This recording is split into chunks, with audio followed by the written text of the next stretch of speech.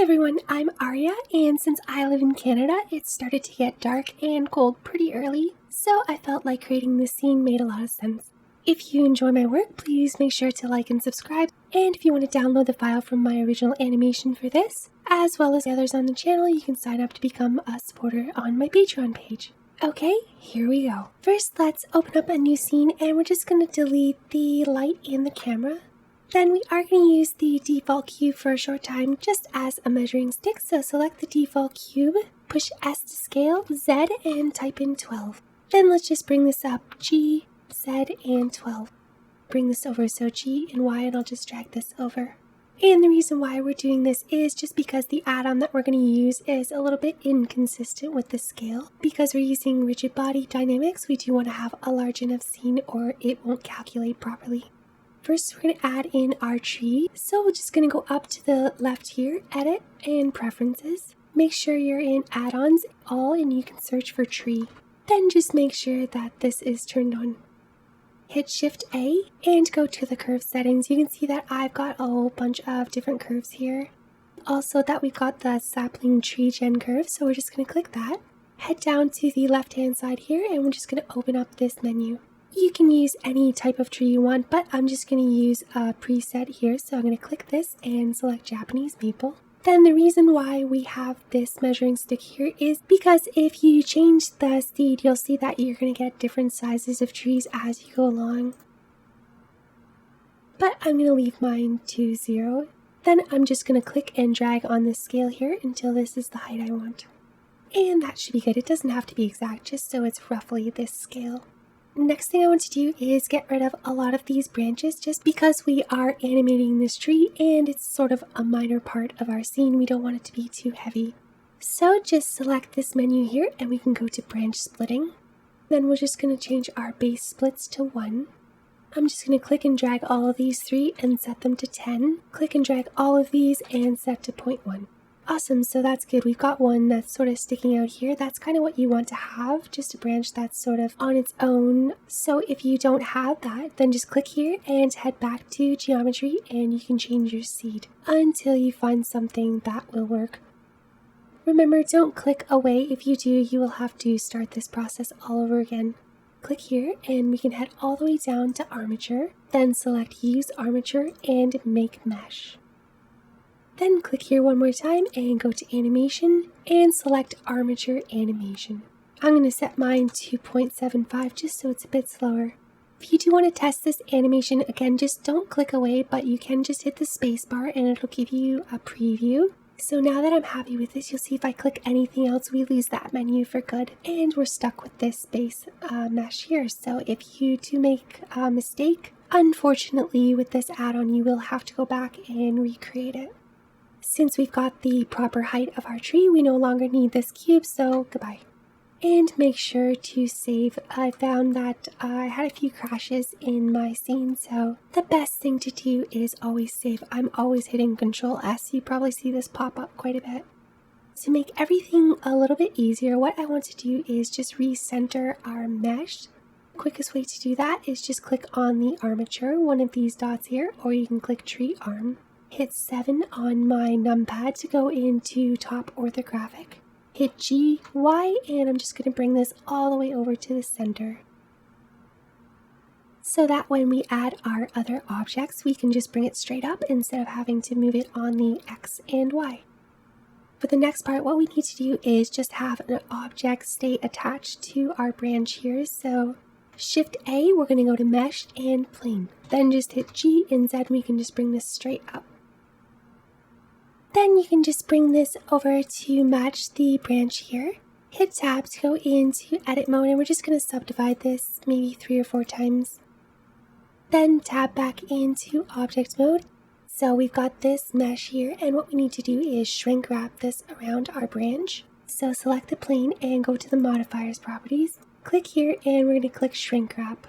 Then for our target, we'll select tree mesh and hit play. And you can see that it is sliding a little bit, but it's holding on pretty good. So that should work well enough for us. It probably will just jump up and down a little bit.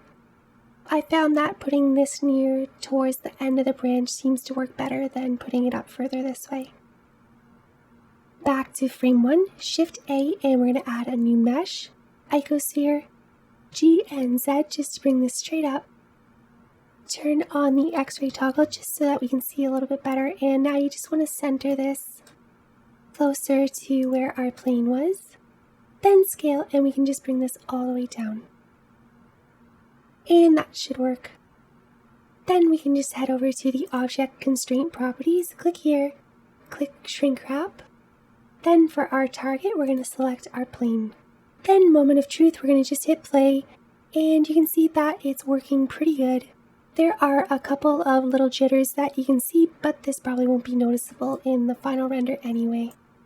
You can also try switching some of these here to try different methods to see if that works better for you. For the most part, the default settings should work the best.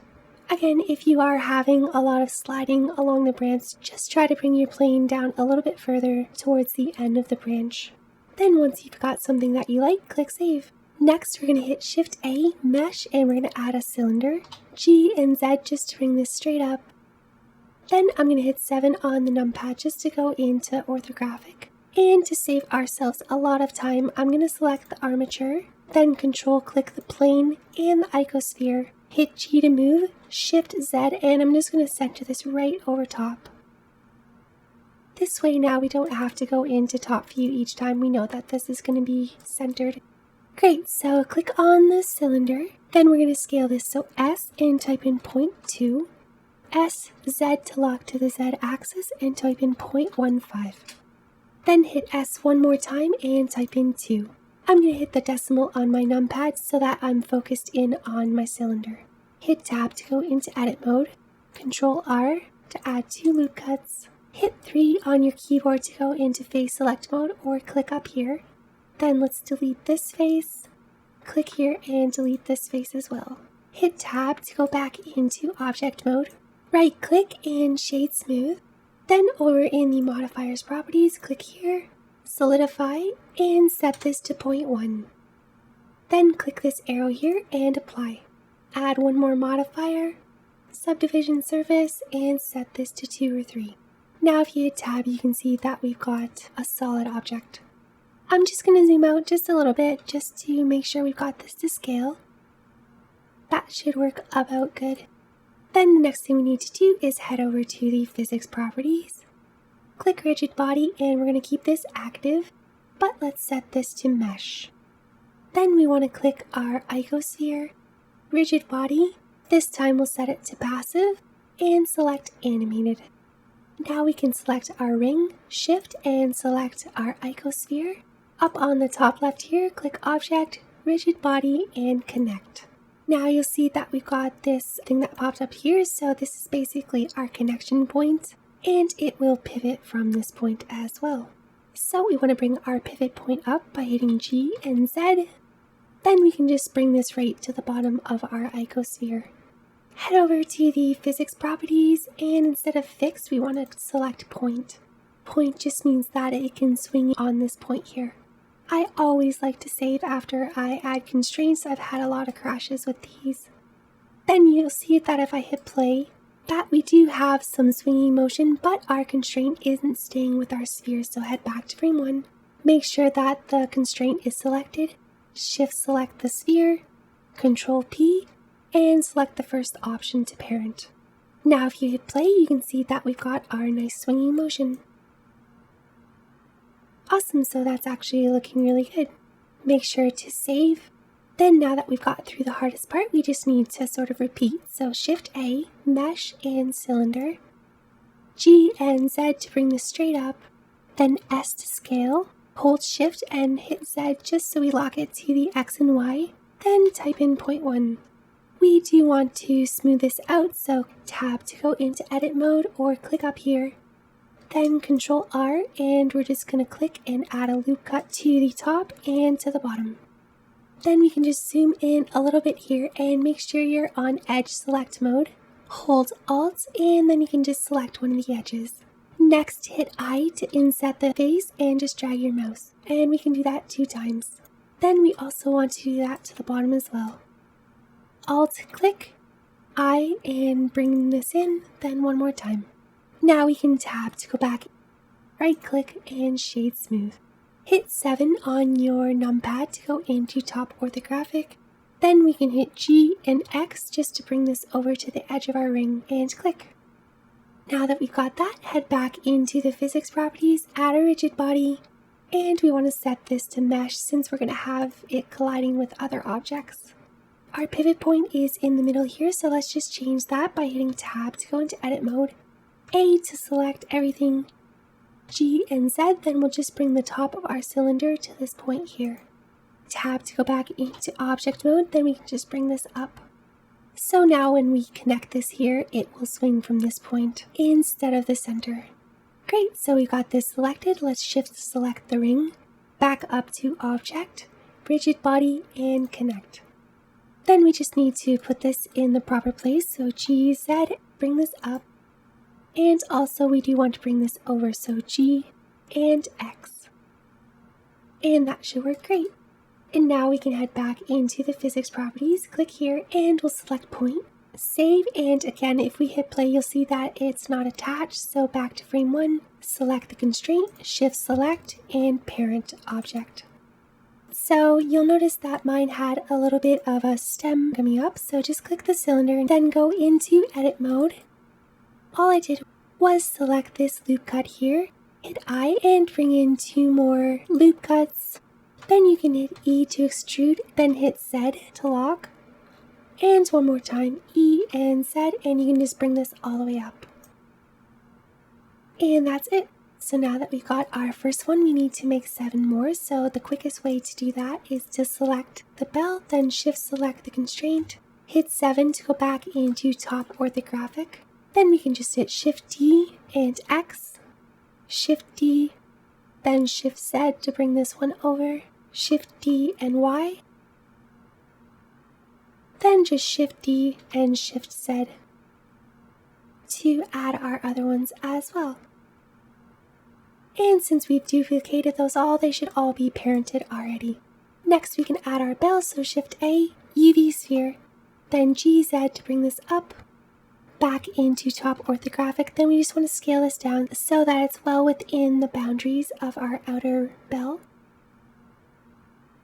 Add a rigid body, and you can set the mass to 5.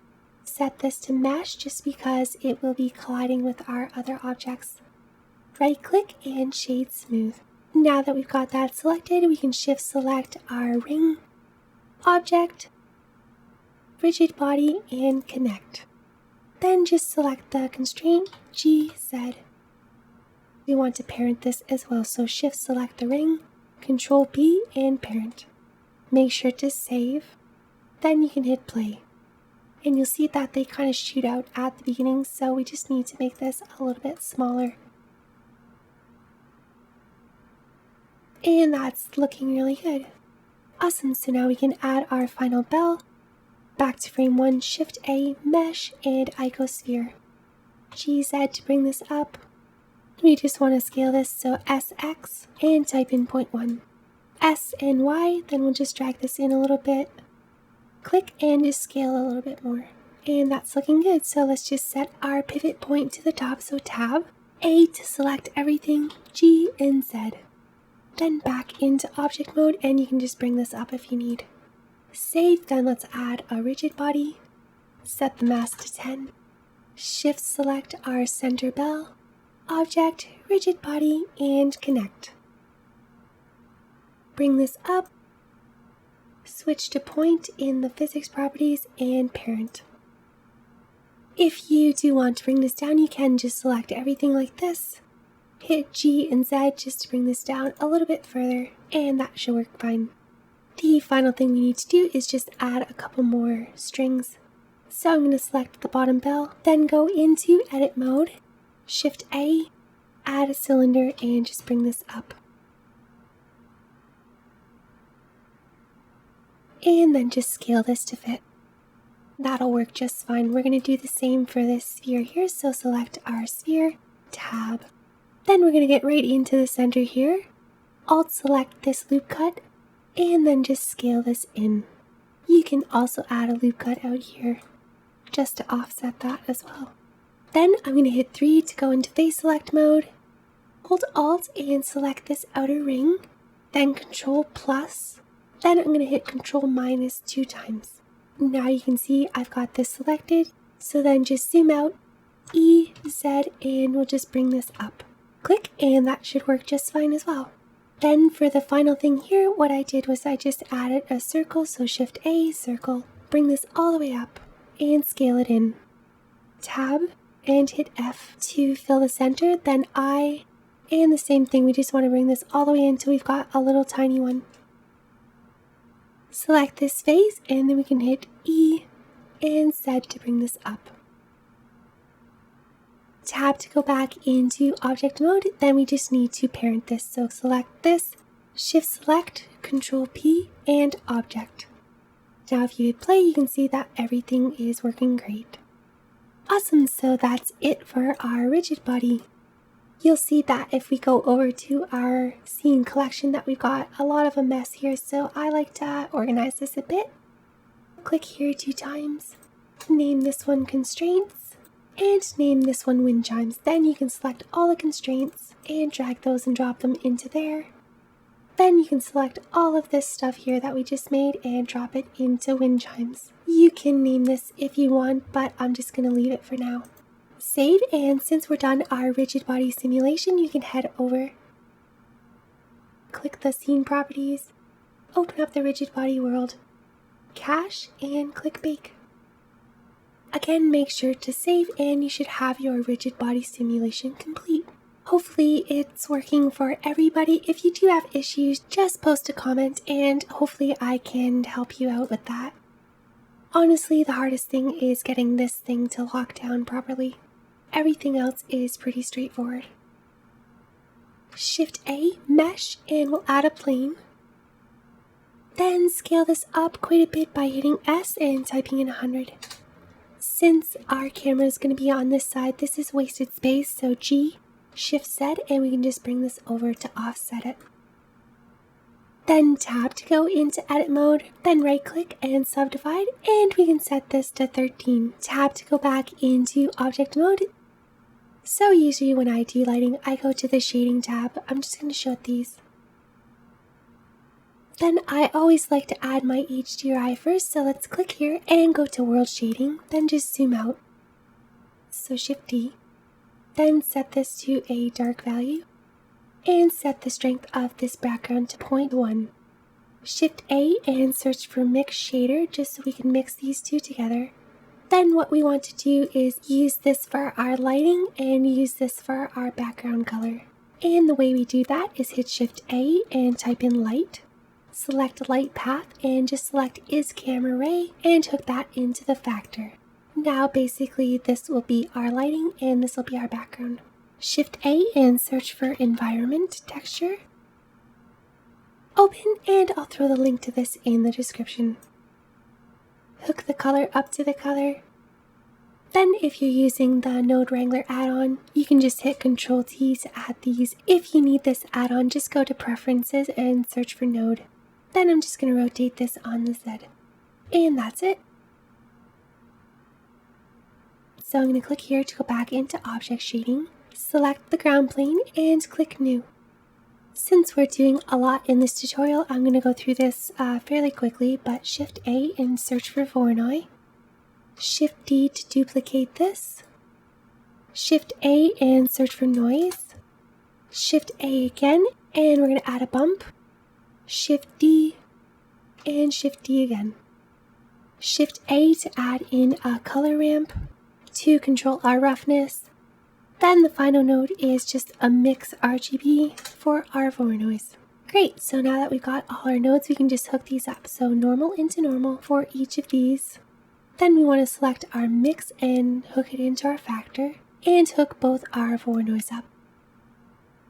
Set this top Voronoi to 25 and the bottom to 50. Take the distance of the top Voronoi and let's hook it into our first bump map height, our second Voronoi into our second bump map height, and the factor of our noise into the height of our third bump map. Set the scale to 500 for fine detail, detail to 5, and distortion to 8. 0.5 for this, 0.3, and 0.25. I go into the render preview, you can see that we basically have nothing, so the best place to start is adding our lighting. So I'm just going to go back to the layout tab just so that there's a bit more space. Shift A, light, and I'm going to add a spotlight. GZ, and we'll just bring this up. Then head over to the light properties here. Set this to 50,000 and we'll set the color to blue. Then for the size, let's change this to 127 and the blend to 1. So Shift A again, light, and we'll go to point light. Then just bring this up just so it's under the bottom bell. Click here to switch this to a blue color again. Then we'll set this to 10,000. Finally, Shift A, light, and we'll click area. Hit G to move, and we'll just bring this back so that it's behind our tree. Then just rotate this RY and RZ. Next, we'll hit S to scale. Then select blue for a color and set this to 2500. I dropped everything into here, so I'm just going to select all 3 of my lights by hitting Control and selecting them. Then just drag them into the main collection. Quickly head over to the render tab and you can add a couple things: ambient occlusion, bloom, screen space, reflections, and also we want to head down to the film and uncheck transparent. Then save. Head back to the shading. Let's get that nice texture that we had here. So the first thing we can do is just go to the color ramp and we're just going to drag this out until you start to see those spots. Then just select this center vertice. Make sure that you add proportional editing. GZ, and we'll just bring this up. Scroll down on the mouse wheel just to bring up the area of influence. Select one of the vertices out here and let's do the same thing. GZ. This time I'm just going to bring the influence in a little bit.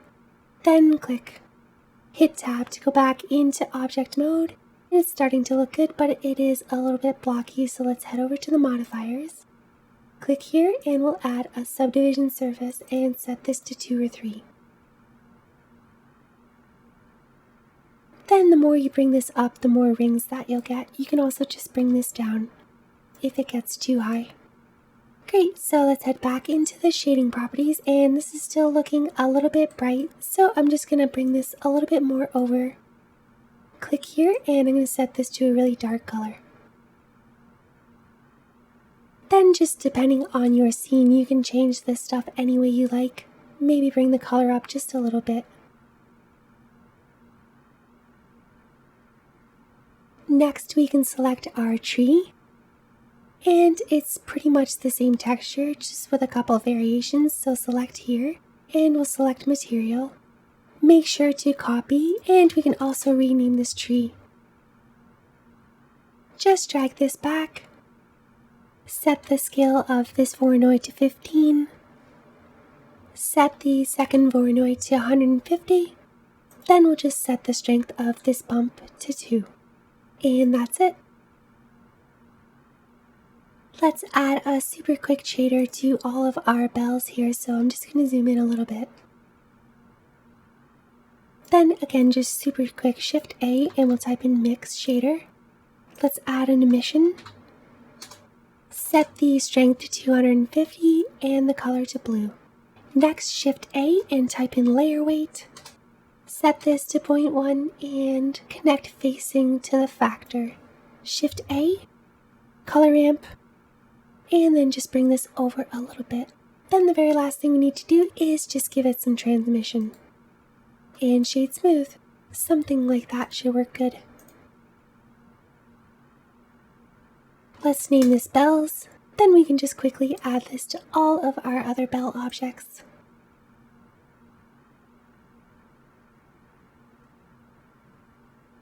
Great, so that's looking really good. So the final thing that we need to do is add our magic well. Again, make sure you're saving, Shift A, cylinder, then we just want to scale this up a little bit. I'm just going to turn off bloom just so that we can see a little bit better. Head into object mode and add some loop cuts to this. inset this top loop cut here, then we're going to hit E, Z. Make sure to turn off proportional editing. Then just so our shading looks good, we're just going to add loop cuts to all of the edges so that our texture works correctly. Awesome, that should work fine. Right click Shade Smooth, and we can also subdivide. Click New, base color to dark, roughness all the way up, Shift A to add a bump, duplicate the bump and also add a brick texture. Then hook this up to the height. Shift A to search for noise so we can just add some finer detail as well. Hook this into the height and let's set the strength to 0.5 and scale this to 500. You'll notice that it is looking a little bit weird, so let's Control T and switch this to UV. That'll work just fine. The inside doesn't matter just because we're going to be covering it anyway. Take away a bit of the roughness too just to get some nice reflections. Awesome, so now that we've got most of our textures, let's just head back into the layout just so we can see a little better. And finally we can add our particles, so Shift A, Mesh, Circle. Make sure to bring this up and scale.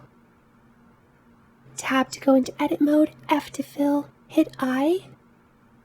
And just to give our particles a bit of an angle, let's just hit G, Z and just bring this up a little bit. Go over to the materials, add a quick material, then switch this to emission, 75 and blue. Add a new particle system, then we're going to do 3500, lifetime to 75, normal velocity to 3. Then if you want to get that glinting particle look, then just add some values to these, it doesn't really matter. Also add dynamic, which if we add a collision will affect our particles as well. Then just head down a little further and we're going to add some Brownian motion of 10.